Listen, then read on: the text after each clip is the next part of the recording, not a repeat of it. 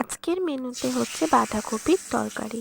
প্রথমে তেল গরম করে দুটো তেজপাতা দেওয়া হলো, তারপরে শুকনো লঙ্কা, গোটা গরম মশলা, সাদা জিরে তেলের মধ্যে একে একে দিয়ে দেওয়া হলো এবং কিছুক্ষণ ভেজে নেওয়া হবে।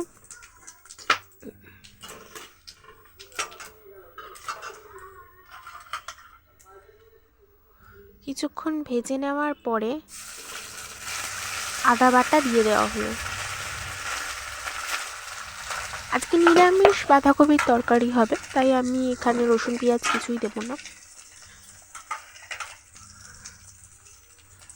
এই হচ্ছে টমেটোগুলো কেটে নিয়ে টমেটোগুলো দিয়ে দেওয়া হলো এবং কিছুক্ষণ ফ্রাই করে নেওয়া হবে। এখানে হলুদ গুঁড়ো, লঙ্কার গুঁড়ো, জিরে গুঁড়ো, ধনে গুঁড়োও ছিল, একসাথে সব দিয়ে দেওয়া হলো। সামান্য পরিমাণ নুন দেওয়া হলো এবং আগে থেকে বাঁধাকপিগুলোকে কেটে জলে ভাপিয়ে রাখা হয়েছিল, সেই ভাপানো বাঁধাকপিটা দিয়ে দেওয়া হলো এবং কিছুক্ষণ কষাতে হবে।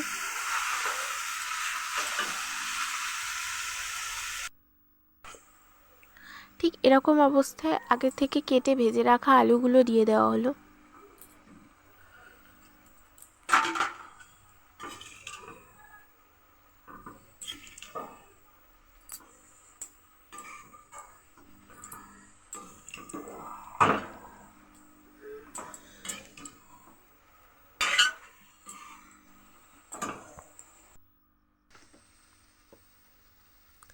এটা হচ্ছে গরম মশলা পাউডার, সানরাইজে দিয়ে দেওয়া হলো।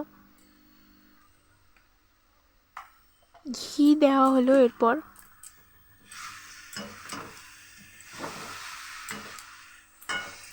এবং তোমরা যদি চাও সামান্য পরিমাণে একটুখানি চিনি দিতে পারো।